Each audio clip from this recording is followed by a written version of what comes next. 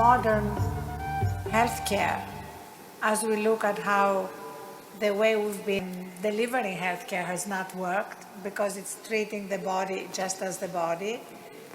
We see now with all this recognition that we are more than the physical body and that our mind and our emotions and our spirit have an impact on our health and well-being. And that scientific data is beginning to change the way we look at healthcare provision. I mean, right now in the States, 75% of our healthcare costs are because of preventable chronic diseases, many of which have to do with stress.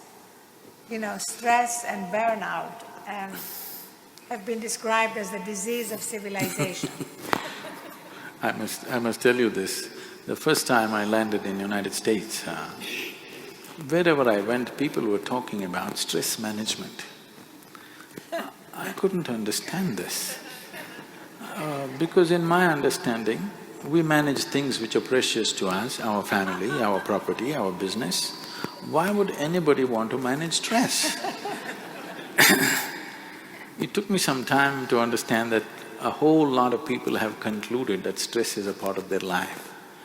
Stress is not a part of your life or work or anything.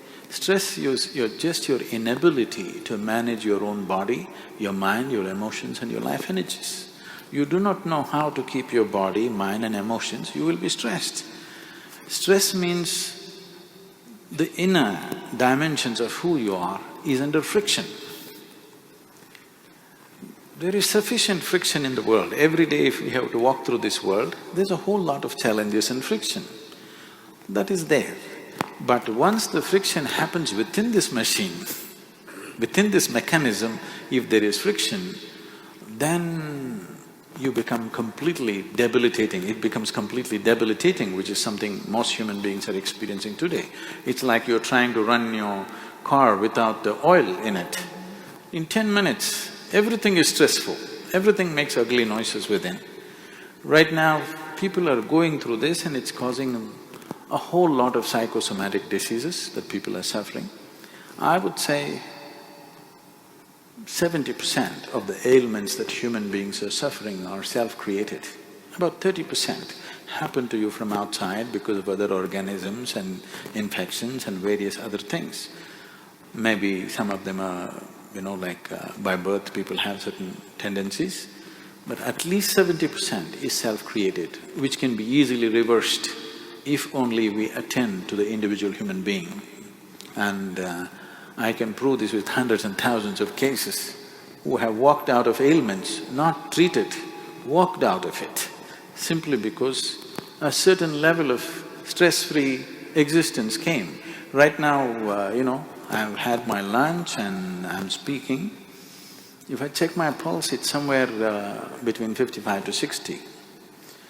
If I was an empty stomach and if I sit here quietly for 5 minutes, this will settle below 40. So there is no question of stress in this one. So when there is no stress, how much maintenance it needs will considerably go down. Right now, we have studies to show you this. A simple 15-minute meditative process, your metabolism drops up to 24% in a conscious state. There is sufficient studies to show that human mechanism can brought to a more easy way of functioning. It is not in a hyper state of functioning. Right now, anything they have to do, they have to pump themselves like this and do it. No, you can propel yourself very gently. You can propel yourself, when I say gently, not necessarily behind somebody, not necessarily at a lower level of performance. Human mechanism can be made to function different levels. If you're in a certain state of tranquility within yourself, right now I'm made like this, if I close my eyes, world just vanishes for me, it doesn't even exist for me. So, how you keep the system is important. Now we're talking about this being a World Peace Day. If peace has to happen, human being should know it within himself.